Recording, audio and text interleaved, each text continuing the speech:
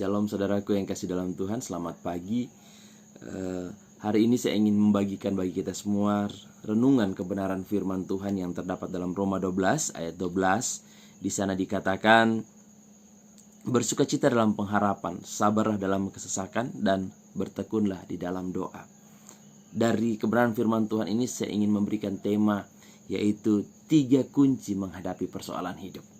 Nah, saudaraku, mungkin hari-hari ini saudara mengalami persoalan yang begitu berat. Saudara seperti beban yang berat yang menindis hidup saudara.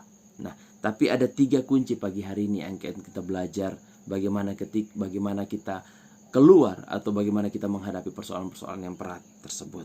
Kunci yang pertama di sini dikatakan bersukacitalah dalam pengharapan. Yang pertama, kita harus memiliki sukacita atau semangat, sukacita atau tetap antusias. Nah, mungkin saudara bertanya, bagaimana di dalam persoalan ini saya tetap bersukacita, tetap punya semangat, antusias? Saya katakan, temukanlah pengharapanmu di dalam Yesus Kristus. Ya, di sini dikatakan bersukacitalah dalam pengharapan. Artinya, temukanlah pengharapanmu di dalam Yesus. Saudara masih punya harapan. Di dalam Yesus saudara masih punya kesempatan.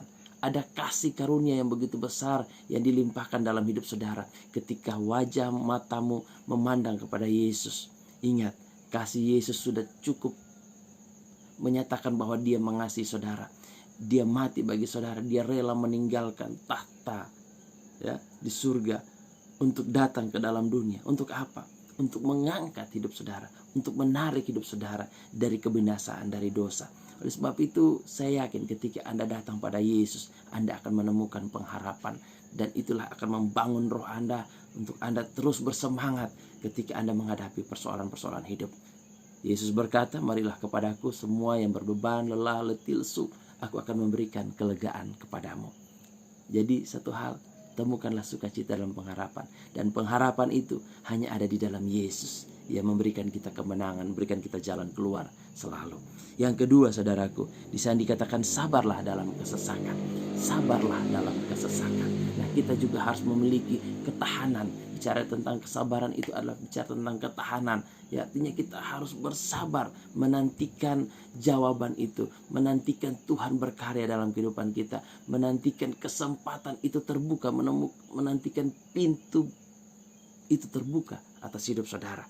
Nah, kuncinya itu harus sabar. Jangan kita mudah menyerah, jangan kita mudah gelisah atau akhirnya membuat kita stres. Jangan. Kita harus bersabar menantikan waktu itu. Dan yang terakhir di sana katakan bertekunlah di dalam doa. Nah, seringkali ketika kita berdoa sesuatu tidak dijawab, kita langsung menyerah. Ya. Hari ini saya mau katakan kita harus memiliki ketekunan di dalam doa. Itu kunci yang ketiga. Kunci yang pertama tadi, bersukacita dalam pengharapan. Temukan pengharapan, dan pengharapan hanya di dalam Yesus. Yang kedua, sabarlah dalam kesesakan. Kita harus sabar, ya. Kita harus punya ketahanan. Sumbu kita harus panjang, jangan jadi sumbu pendek. Yang ketiga, di sana dikatakan bertekunlah di dalam doa. Ingat perumpamaan tentang seorang janda dan seorang hakim yang tidak adil, hakim yang tidak benar. Bagaimana janda itu setiap hari dia mengetuk pintu hakim itu untuk meminta perkaranya dibela. Ya, hari ini hakim itu tidak membuka pintu, tidak membelanya. Besok dia terus datang, dia ketuk pintunya, sehingga sampai suatu ketika hakim itu merasa, sudahlah, saya harus membela wanita ini supaya dia tidak mengganggu saya. Nah, tahukah saudara, kalau hakim yang tidak benar itu dapat dengan rela akhirnya membela perkara wanita itu, apalagi dengan hakim kita yang adil, Bapa kita di surga. Apakah dia akan menunda-nunda orang yang siang malam yang terus bertekun di dalam doa, di dalam pengharapan, di dalam kesesakan? Tidak. Dia akan senantiasa memberikan kita jalan keluar. Dia akan turun tangan ketika kita terus bertekun di dalam doa.